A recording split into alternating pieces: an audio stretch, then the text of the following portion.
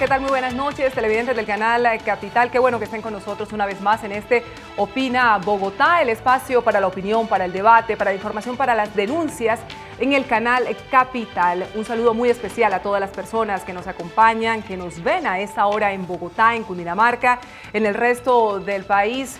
Es un gusto que puedan estar con nosotros y que nos acompañen en nuestra señal abierta y en todas las plataformas digitales. Los invitamos a que participen de nuestro tema de hoy. Lo pueden hacer a través de nuestro hashtag OpinaBogotá.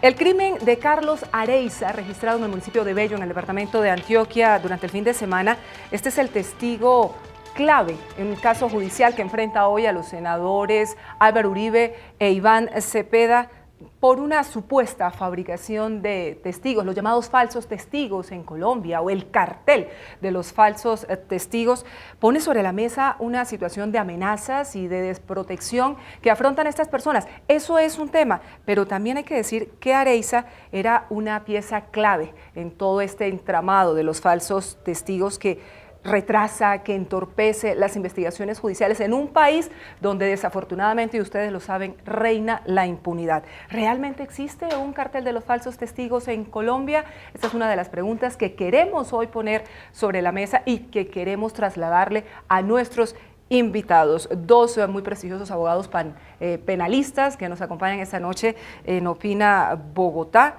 Doctor Iván Cancino. Doctor Cancino, ¿cómo le va? Muy bien, Erika. Veo que tú también estás con la florecita, eso me alegra mucho. Muy bien. Qué elegancia. Gracias por invitarme, más con mi gran amigo Francisco. Y ni hablar de una persona muy cercana a esta casa, el doctor Francisco Bernate. ¿Cómo le va, doctor Bernate? Bueno, Erika, muchísimas gracias. Un saludo para toda la audiencia. Muy complacido, muy honrado de estar en este espacio. Y ni más faltaba, pues muy contento de estar con la persona que considero mi hermano Iván Cancino. Bueno, los leo de toda la vida en sus cuentas de Twitter, siempre muy activos.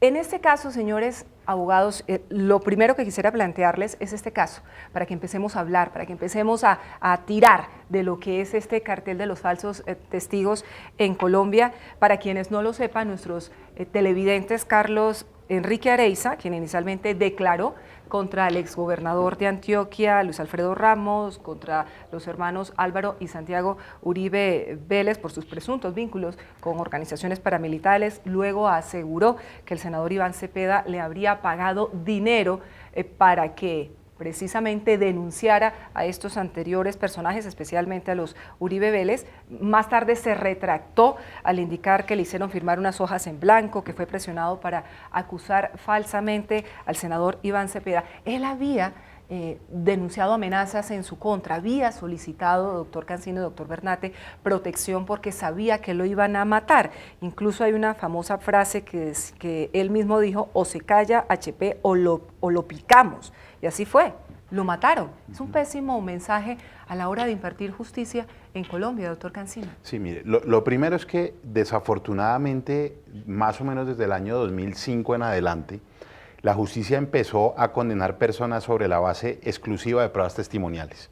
Además de pruebas testimoniales únicas, en donde no importaba lo que dijeran otras personas o lo que dijeran documentos. Si una persona decía que usted tenía vínculos con los paramilitares, condenado, capturado. Y eso lo que hizo fue generar que muchas personas se empoderaran, que empezaran a extorsionar, a coger mucho peso y también a mentir mucho.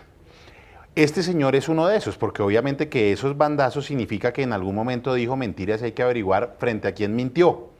Pero también, salvo que Francisco tenga un mejor criterio, hay que verificar que la muerte de este señor tenga una relación directa con el testimonio y no con que siguió delinquiendo o con viejas rencillas de otras situaciones, y no especular y apresurarnos a decir que lo mataron porque había mentido en un testimonio. Esto no está probado, es una mera especulación, y entonces uno no puede empezar a generar irresponsablemente indicaciones de que fue Uribe o de que fue Cepeda o el uno o el otro. Hay que mirar por qué, porque una persona que miente tanto no solo miente en los estrados judiciales, tiene que también tener muchas otras colas de una vida completa de delincuencia, y por eso la Administración de Justicia tiene que indagar y ahondar. Pero el mayor problema que tiene la justicia hoy en Colombia es que con un solo testimonio se puede condenar a una persona, y yo creo que eso sí se tiene que reevaluar de una manera inmediata. Doctor Bernate, en este caso, como en muchos otros, hay más dudas que certezas frente a la realidad de los hechos. Difícilmente conoceremos el fondo de todas estas situaciones, lo cual también significa una enorme afrenta para la justicia, que en últimas es lo que busca, la claridad de los hechos. Por supuesto, más dudas que certezas. Yo suscribo todo lo que dice el doctor Iván Cancino, pero más que eso, desnuda una realidad en Colombia, y es que las personas que realmente necesitan protección, pues no la tienen. Día tras día vemos personas que son amenazadas y a las que el Estado o no les presta atención o les da un pito y un celular sin carga, mientras que vemos todos los días personas que utilizan a sus escoltas como conductores particulares para ponerlos a hacer el mercado. Es decir, yo creo que en Colombia sí hay que replantear los esquemas de protección y dárselos a quien realmente los necesita. Este caso, una vez más, pone sobre el debate qué estamos haciendo en materia de protección de víctimas y testigos. Totalmente de acuerdo en que es apresurado acusar a uno o a otro de su muerte. Hay que mirar, porque también en muchos casos son rencillas o son atracos, claro, o pudo ser cualquier cosa. Pero más allá de eso, Iván pone el punto donde es. Desde el 2005, Colombia renunció a investigar los delitos. Y lo que hace Colombia es tener una serie de personas en remojo y esperar a que uno hable y hable, y los procesos judiciales se están construyendo sobre testimonios, sobre prebendas, sobre beneficios judiciales, y eso ha distorsionado dos cosas. Primero, no se hace investigación criminal en Colombia, y segundo, personajes que, como en el caso de Luis Alfredo Ramos, una persona que nos dice que a los 2 años presenció una reunión con Pablo Escobar. Entonces, el cartel de los falsos testigos es un problema, pero obedece a la precariedad investigativa que tenemos en Colombia. ¿Y qué tanto socava eso, doctor Cancino, doctor Bernate, la confianza que los ciudadanos tienen en su justicia, que ya está bastante cuestionada, dicho sea de paso? Totalmente, mire, desafortunadamente la Corte Suprema de Justicia, que yo tanto respeto, aplaudo y avalo, tiene una sentencia, por ejemplo, que a uno lo pone mucho a pensar. No solo un testimonio único puede servir para condena, sino que incluso si en ese testimonio dice mentiras y verdades, puede ser valorado. Cuando una persona en un testimonio dice mentiras, debe contaminar el resto del dicho. Y a partir de ese pronunciamiento jurisprudencial, pues obviamente que tribunales, jueces, fiscales se han agarrado de ahí, y con el dicho de una persona que dice haber presenciado una reunión sin verificar la fecha, el sitio o dar más datos, se han proferido condenas contra personas que están, en mi concepto, injustamente privadas de la libertad. Pero no solo de derecha, de izquierda o de derecha, porque también eso ha ocurrido con muchas personas que pertenecieron no solo a los paramilitares, sino a otros grupos organizados al margen de la ley. Por eso tal vez usted y yo, Francisco, lo único que rescatamos realmente de todo esto que está pasando con la JEP es una normita que establece que un testimonio único no sirve para procesar a una persona. Ojalá que esa norma, que sería una excepción a lo que llamamos los abogados tarifa legal, se hiciera costumbre. Y entonces ahora, como todo sale en los medios, Erika y audiencia, entonces hay personas en la cárcel que se dedican a leer todo lo que sale en Semana, en El Tiempo, en El Espectador, en Caracol, en Canal Capital, en donde sean, y llegan ya supremamente informados como si hubieran presenciado el hecho cuando eso nunca ocurrió. Y entonces podríamos decir que hay como una estructura, doctor Bernate, sí, para alimentar este cartel de los falsos testigos, que aunque no se conozcan, evidentemente sí, claro, están relacionados, buscando beneficios, buscando beneficios, pero más allá de eso, el televidente promedio puede decir, el cartel de los falsos testigos es algo que afecta a los políticos o a los empresarios, pero a nosotros como ciudadanos del común no nos afecta. El cáncer de los falsos testigos no es exclusivo de la justicia penal. Esto se da en la jurisdicción de familia, en la jurisdicción laboral, en la jurisdicción, en todos lados. Hay personas que por un incentivo acuden a mentir, como en la justicia penal, que lo hacen a cambio de reducir sus condenas o de limpiar sus nombres, pero también en procesos reivindicatorios, por ejemplo, de posesión, también. Polisivos, en peleas de vecinos. Sí. La gente lo hace movida por las pasiones, por la envidia, por el odio, por el rencor, por el ánimo de venganza, y esto es algo que nos afecta a todos los colombianos, y esto es algo que le puede pasar a usted, nos puede pasar a nosotros, y sobre lo que el Estado colombiano desafortunadamente no ha reaccionado. En la Fiscalía anterior se creó una unidad de falsos testigos, años después no ha producido el primer resultado, hay unas condenas muy marginales, pero la realidad es que estos falsos testigos además se los encuentra uno en los mismos juzgados de lado a otro, qué quiere que diga, cómo digo, y realmente pues no hay una política criminal sincera a la hora de desmontarlos, dado que muchas veces esos falsos testigos han sido el cimiento de otras condenas. Entonces, si lo declaro falso testigo aquí, se me cae todo este entramado y por eso mejor dejemos así. Y los ciudadanos somos víctimas de estos delincuentes. Nos quedamos con ese tema porque a mí me parece que es importante profundizar en cuál es el papel de los jueces, de los fiscales, de los abogados en este caso. Hay muchos casos emblemáticos en Colombia alrededor de los falsos testigos. El que estamos justamente abordando, el caso Areiza, es solo uno de ellos. Alejandra Parrado hizo una compilación de muchos de ellos y también recogió la opinión de otros juristas en torno a esta situación cada vez más presente en los procesos judiciales de Colombia. En los últimos meses ha renacido un fenómeno que se ha vuelto popular y que mancha la justicia del país: los falsos testigos. Por ejemplo, la disputa entre el expresidente Álvaro Uribe y el senador Iván Cepeda, caso recordado nuevamente en los últimos días por la muerte del testigo que inculpó falsamente al senador Iván Cepeda de querer comprar testimonios para incriminar al senador Álvaro Uribe, con supuestos nexos con organizaciones paramilitares. La Corte Suprema absolvió a Cepeda y mantiene firme la investigación contra Álvaro Uribe. El escenario judicial está totalmente despolitizado, pero todos esos enfrentamientos ideológicos lo que han presionado es la utilización de falsos testigos como herramienta de eliminación moral o política del otro. La corrupción ha generado que de cualquier manera se muevan diferentes grupos de testigos para poder acabar con el opositor o para poder mediar su conocimiento frente a los actos. El caso más lamentable y emblemático que los colombianos recuerdan es el del diputado Sigifredo López, quien fue acusado por falsos testimonios que aseguraban que él había entregado información a la guerrilla y colaborado en el secuestro de sus compañeros. Estuvo 3 meses privado de la libertad injustamente. Desde las personas que intervinieron como testigos en el proceso Sigifredo López, ¿qué eran? Infortunadamente, una de ellas, de acuerdo con lo que se nos ha informado, era una persona que consumía drogas. 3 de ellos pertenecían a grupos al margen de la ley. Según expertos, los desmovilizados y detenidos por varias causas son los que más se prestan para ser falsos testigos en cientos de procesos penales.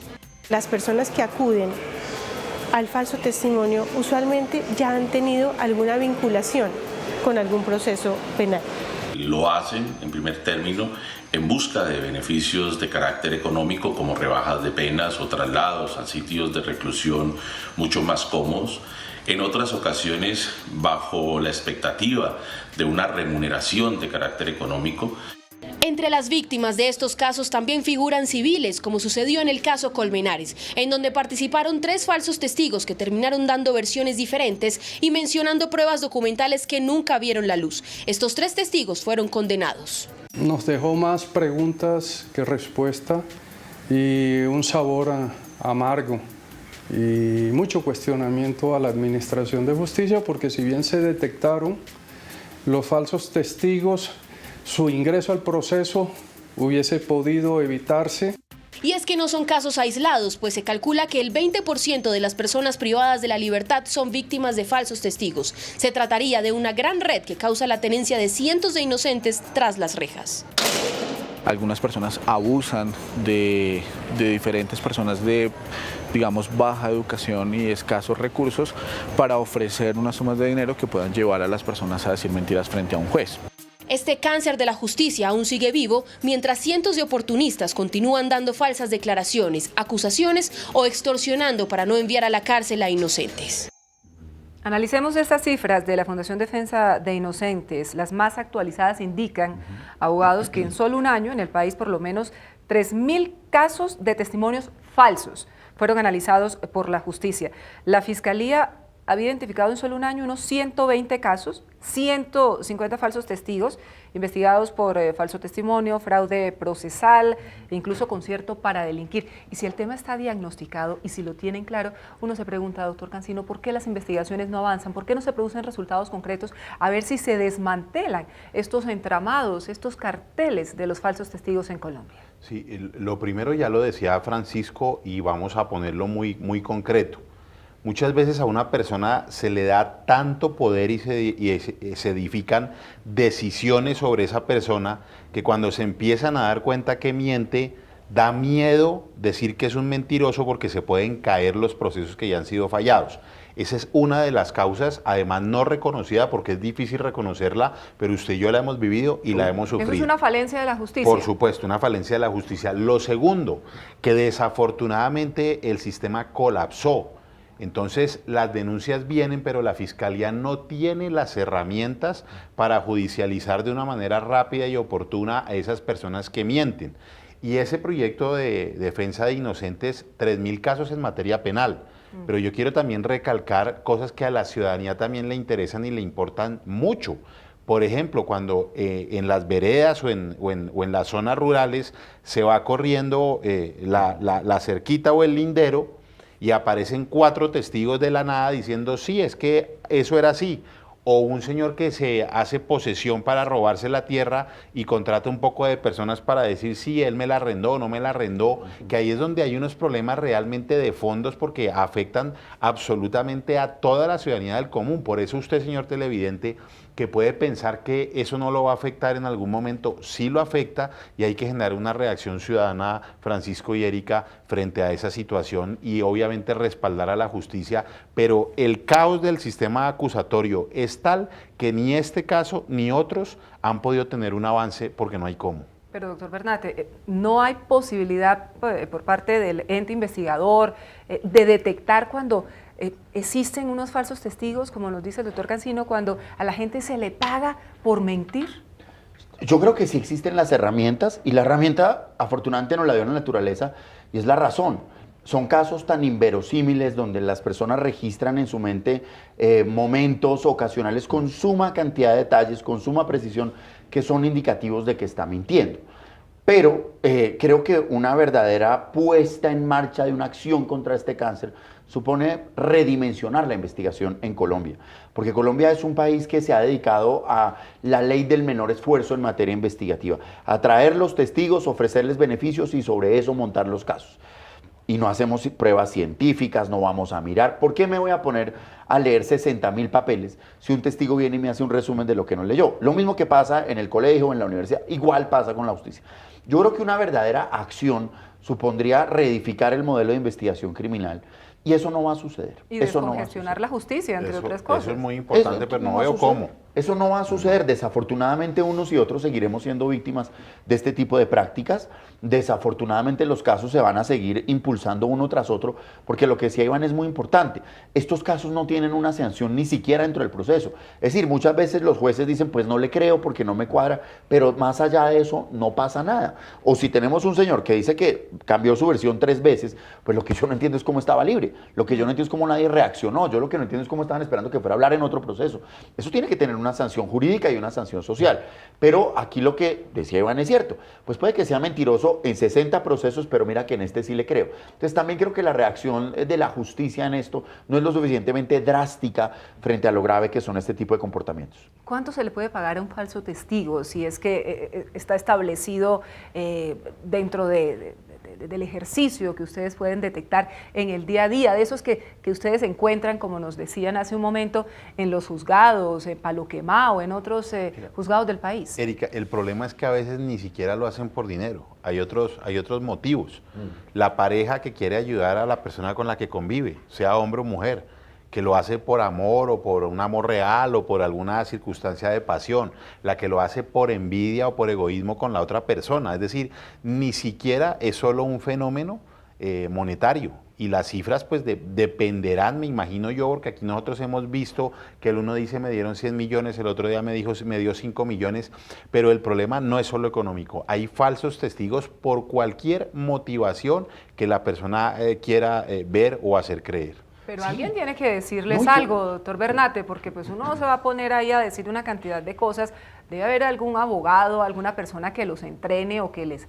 Erika, perdón, yo interrumpo aquí a Francisco. Yo no soy ni más faltaba mojigato, pero yo creo que tanto usted como yo tenemos una fama en la profesión que a Dios gracias a mí nunca me ha ofrecido un falso testigo. Pero obviamente que uno escucha de personas que sí se dedican a eso y uno sabe cómo confrontarlos. Entonces uno poder decir cuánto vale o cuánto no vale esta tarifa, además es un crimen o un delito demasiado secreto, es una cosa que la gente hace con demasiado cuidado, entonces establecer esas circunstancias es realmente difícil. Sí, a mí se me ocurre un caso que sucede en las casas de muchos de nosotros. Cuando, por ejemplo, nos llama un amigo a decirnos que va a entrar a un cargo X y que necesita certificar tal experiencia que digamos que trabajó con nosotros. Eso nos convierte inmediatamente en un falso testigo. Y mira que no lo hacemos por dinero, ni por envidia, ni por amor, sino por hacerle el favor. O en estos procesos laborales, donde yo les pido a las personas que exageren un poquito las razones por las que me despidieron, ese es un falso testigo. Yo no creo que necesariamente pasa por una motivación económica. Creo que de hecho hoy en día la motivación económica está relegada. ¿Frente a qué? Frente a la pasión, frente a las envidias, el amiguismo, el creer que no estoy haciendo nada de malo. Cuando digo que pues a la empleada sí la gritaban un poquito más duro o el empleado sí llegaba un poquito más tarde, hay una ausencia de conciencia respecto del daño que esto causa. Pero yo creo que el principal impulso que reciben los falsos testigos está en los mecanismos de colaboración con la justicia. Correcto. Y ahí no hay un elemento económico, porque lo que sí encontramos, y a Iván le ha pasado y a mí me ha pasado, es que le dicen, si usted confiesa hasta lo que no ha hecho, aquí salimos bien. Ahí es donde está el cáncer y es un cáncer que ha permeado todas las estructuras. Y eso viene directamente de la misma Organización de la Justicia. Claro, de la Fiscalía, eso no, a mí no me da pena decirlo, es más, lo he dicho muchas veces públicamente. Hay fiscales que llaman a una persona y le dicen, para que usted salga libre o para que yo no vincule a su papá o a su mamá o a su hermana, yo necesito información sobre Pedro Pérez. Y le dice la persona, no, pero es que yo de Pedro Pérez no sé, bueno, ahí le dejo, usted verá. Entonces, si ese cáncer empieza por quien administra justicia, pues dígame usted qué podemos esperar los demás ciudadanos. Exactamente. Es prácticamente como alimentar el monstruo desde la misma madre, claro, que se supone que es la justicia todo, como tal, la fiscalía. En la justicia pasa como en la vida real. Tú sabes que la persona está mintiendo, pero probar que está mintiendo muchas veces es muy complejo. Una mentira nos toma un segundo de la vida. Para el afectado, demostrar que eso es mentira. En el ejemplo que dice Iván, que ellos dicen que ahí vivía la persona y que la cerca era esta. ¿Cuánto puedes tú, nomás imagínate cómo pruebas tú lo contrario? Se te van años de la vida, es decir, es un delito de muy difícil reconstrucción y donde desafortunadamente no nos queda más que la lógica y el sentido común para tratar de mostrar que las personas están mintiendo. ¿Pero qué se hace en últimas? Porque bueno, tenemos esta Fundación Defensa de Inocentes porque hay mucha gente que está presa, las cárceles en Colombia no dan abasto para la gran cantidad de personas que están ahí, muchas de las cuales no están condenadas, claramente, y ustedes lo saben. ¿Qué tanto se está haciendo para que esta situación tenga fin? Porque a la justicia también le ocasiona un enorme problema durante mucho tiempo estar dando vueltas en un caso sin que se produzca una decisión definitiva, doctor Cancino. Yo veo eso muy difícil y lo digo también con mucho respeto, porque aquí se vuelve una bola de nieve. Entonces hay un caso connotado donde aparece un testigo poco creíble. Entonces el juez de primera instancia lo condena y dice yo le dejo el problema a segunda instancia. Segunda instancia uno apela y dice no, yo lo dejo a casación y casación no admite. Así que uno se apega a lo netamente jurídico y ahí hay poco que hacer. Yo creo que firmo con Francisco que hay que cambiar el paradigma investigativo y segundo, así sea un poco retrógrado, hay que volver en ese caso de los testigos a una tarifa legal en el sentido de que un solo testigo, salvo que la cosa sea absolutamente diáfana, no puede servir para condenar o para privar de la libertad a una persona. Pero la afectación a la justicia no es solamente que la ponen a seguir una versión que es mentirosa, que la están desviando de la verdad, sino desafortunadamente el desprestigio que sufre la administración de justicia cuando posteriormente se sabe la verdad. El caso es paradigmático y da tristeza que Colombia no haya habido una reacción frente al caso del señor Sigifredo López. Es increíble que el señor haya ido preso, sindicado de semejantes cargos tan espantosos, con testigos falsos, producto seguramente de una investigación apresurada, de una investigación generada por la necesidad de generar una impresión mediática frente al tema.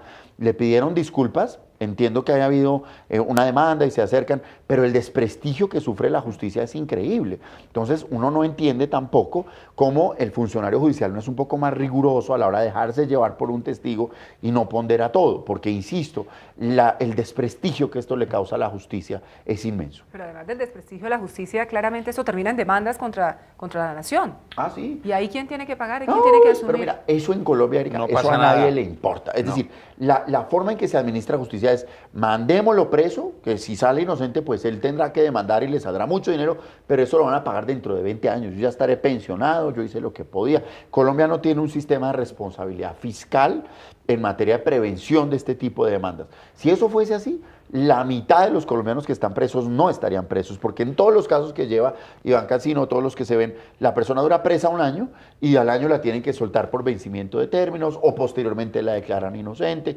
Son gastos, pero en eso hay una absoluta irresponsabilidad fiscal. No hay una planeación rigurosa. Digamos, la justicia como tal no hace esas mediciones de, oiga, ¿cuánto nos va a costar si yo me equivoco y mando a este señor a la cárcel? Pero No, además, la sospecha Pacho, lo mandamos. además la acción de repetición aquí no se aplica. Nunca. No. Entonces, el día que un fiscal o un juez manden a la cárcel a una persona con testigo falso, sin testigo falso, pero de manera injusta, y la demanda que tiene que pagar la rama judicial después se le repita al fiscal y le cueste su bolsillo, ahí vamos a mejorar. Pero esa acción de repetición ha sido absolutamente torpe, mal aplicada y no ha tenido ningún resultado efectivo. Cuando a esas personas les toquen el bolsillo primero también, yo creo que van a empezar a tener más cuidado en el análisis de esos En otras casos. palabras, no hay doliente frente a esta Ninguno. situación. Hoy no lo vemos. Hoy no lo hay y desde el punto de vista científico yo creo que sí existen los medios para saber si una persona está mintiendo.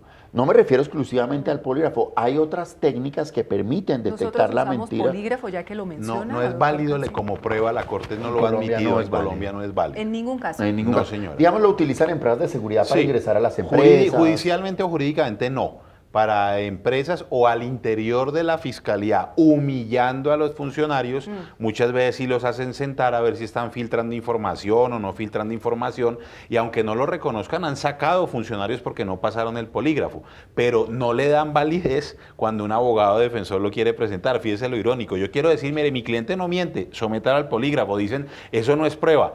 Pero para echar a un funcionario honesto que se equivocó en alguna bobada del polígrafo, sí lo usan para sacarlo y despedirlo. Pero sí Entonces es una cosa loca. sí le reciben el testimonio a cualquier persona que Es diga, también. tengo algo que, Eso al es que lo llegue. otro. A todo el mundo. Iván lo conoce y aquí pasa. Procesos que tienen 10 años de existencia y todos los días Un golpean, testigo llaman, nuevo. quiero hablar y vuelven y lo reciben y vuelven y lo reciben. Sobre todo que no se combate la extorsión, como las personas desde los centros de reclusión o desde la calle amenazan a ciudadanos de bien con vincularlos y con la precariedad investigativa que tenemos, pues la gente termina cediendo a la extorsión.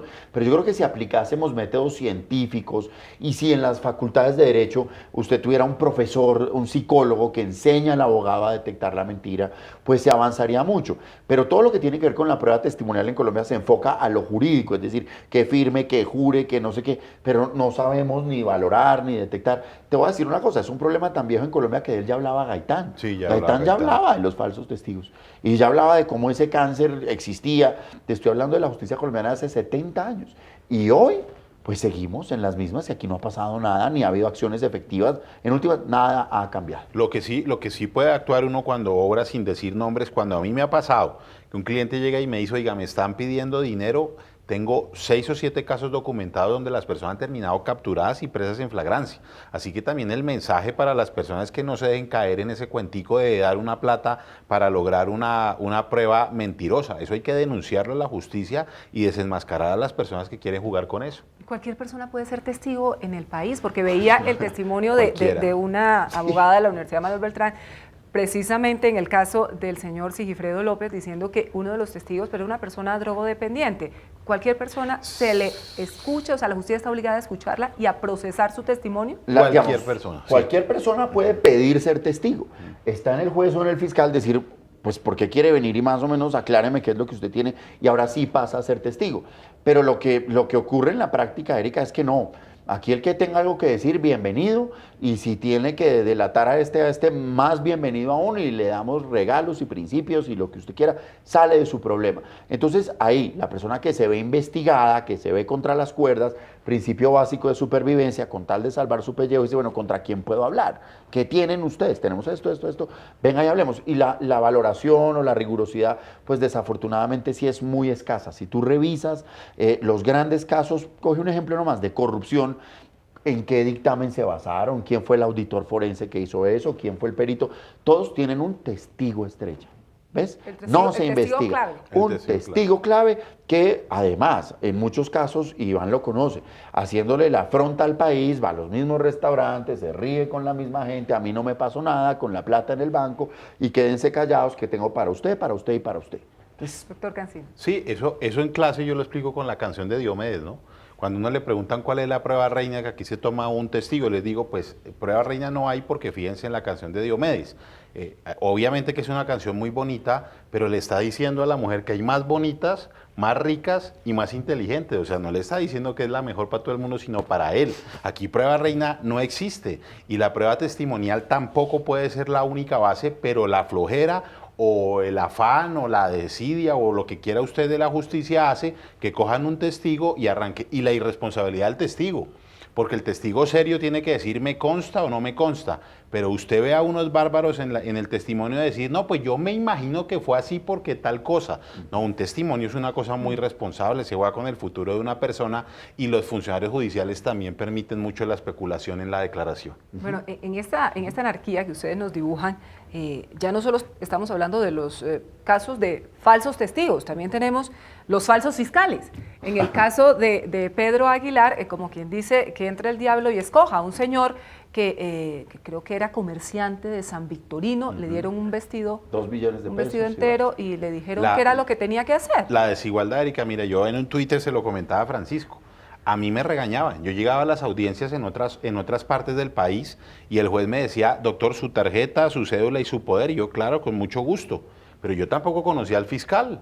Entonces yo le decía, doctora, a mí por favor presénteme quién es el señor que está al lado. ¿Cómo se le ocurre si yo lo conozco de toda la vida? Y me pegaban. Solo una juez en Chocontá un día me dio la razón y le dijo, doctora, su carnet, no lo traje. No podemos hacer audiencia. Es absolutamente lógico. Es esto que pasó, yo lo celebro porque es un acercamiento a la igualdad de armas, a que la Fiscalía por fin entienda que está en un plano igualitico a la defensa, que si a la defensa le piden su tarjeta profesional y su cédula, a la Fiscalía y a la Procuraduría le tienen que pedir su carnet, su cédula y la resolución donde lo están nombrando para efectuar. Fíjese que lo que tuvo que pasar para generar, yo creo que eso sí, un cambio importante en el entendimiento de lo que es este sistema. Pero mira, volvemos a lo mismo, la precariedad con la que se trata la justicia colombiana. Y creo que a todos nos pasa, vamos todos los días a un edificio, nos piden un documento y ponga la huella para saber que usted sí es usted.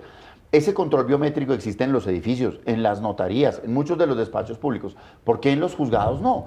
Porque uno dice, no, que presente su carnet, su resolución y su cédula. Pero todo eso también lo hubieran podido falsificar. Pero ¿por qué no ponen un poquito de dinero en la justicia y que pongan su huellita y que puedan hacer una consulta en línea? Es que tampoco se necesitaba mucho.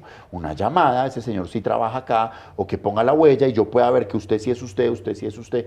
Que nuestros usuarios lo hagan. Yo no entiendo por qué hace 5 años tú no puedes entrar a internet y buscar a Iván Alfonso Cancino González o a Francisco Bernate Ochoa. Antes lo podías buscar, te salía la cédula, la fecha en que se graduó y la universidad, un acceso público. ¿Y ahora hace 5 años está caída. Porque es que aquí todo es... ¿Hace 5 años? Aquí generan el contrato, lo montan en el sistema y después algo pasa o irregular o no irregular, pero debería pasar con todas las profesiones, Erika. El cirujano plástico, tú deberías entrar a mirar si está sancionado, si tiene título especialista, si está convalidado. El contador, una junta central de contadores para eso existe. Y con el abogado más, el Consejo de la Judicatura, una página bien organizada, funcional, en el que diga, mire, yo estoy contratando a Iván Cancino, si el señor es abogado de la universidad tal, su tarjeta es tal, y no está sancionado y no tiene inhabilidad. Cosas elementales, como dice Francisco, aquí les parece que es muy raro. Y el país sigue dando debates con todo el respeto que no son serios. Mire, hemos perdido creo que 3 años en el Congreso peleando quién elige y quién juzga al fiscal o al magistrado. Eso a la ciudadanía le importa muy poco.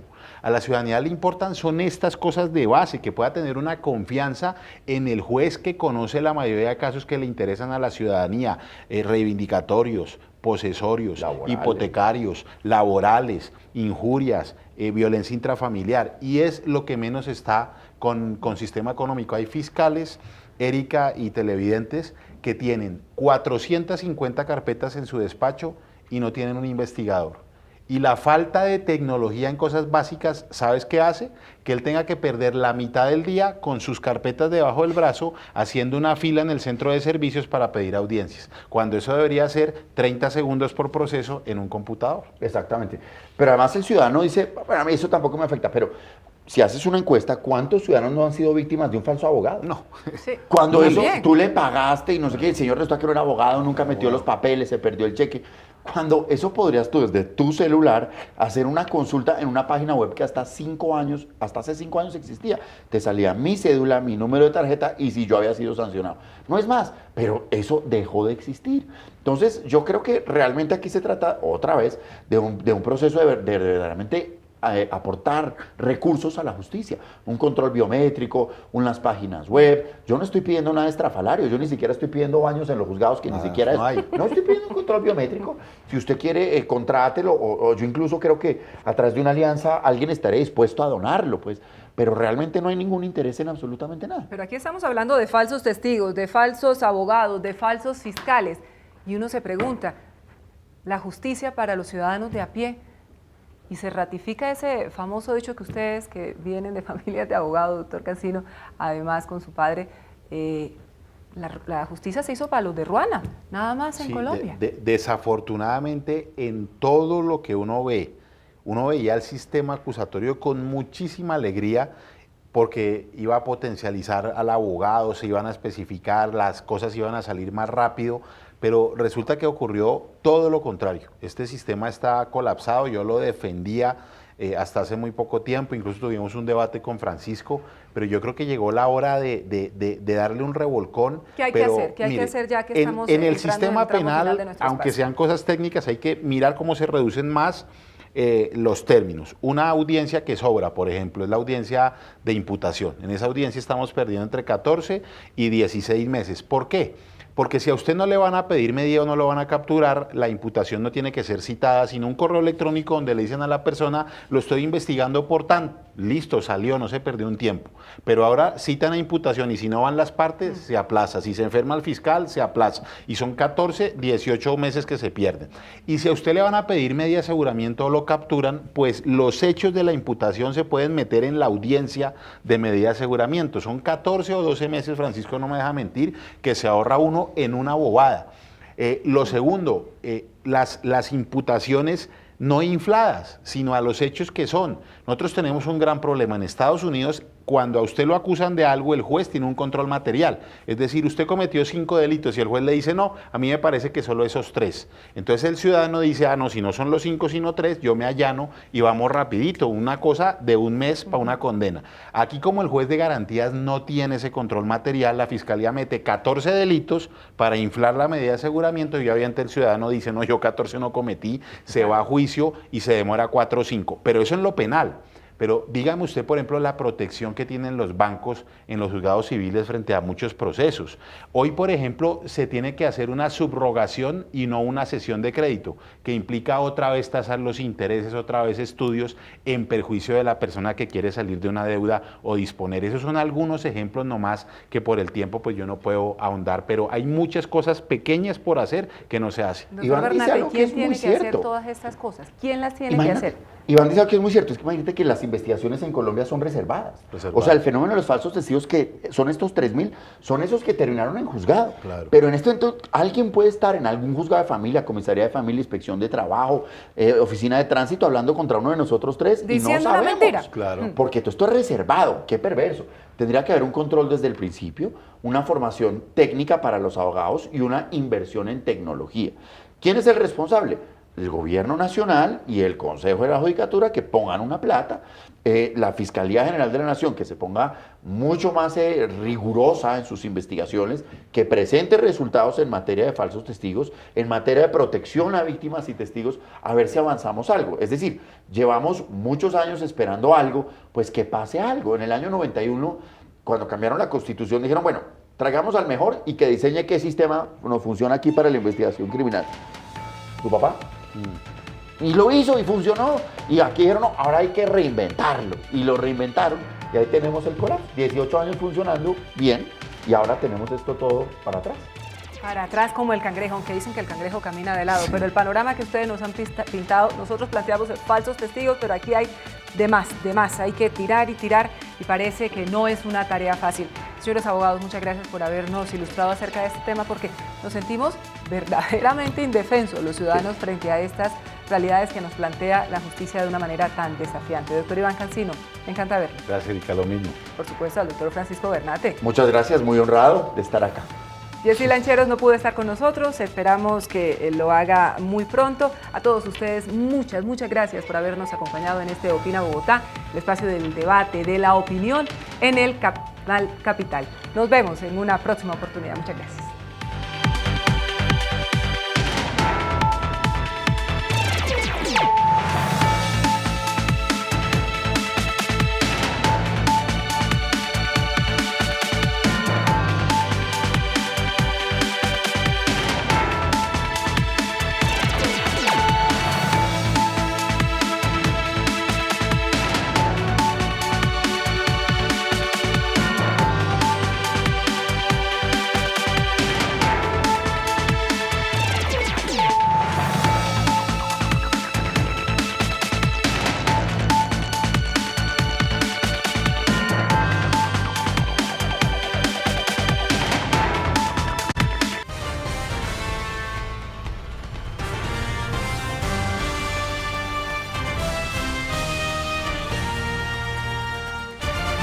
Este es Canal Capital.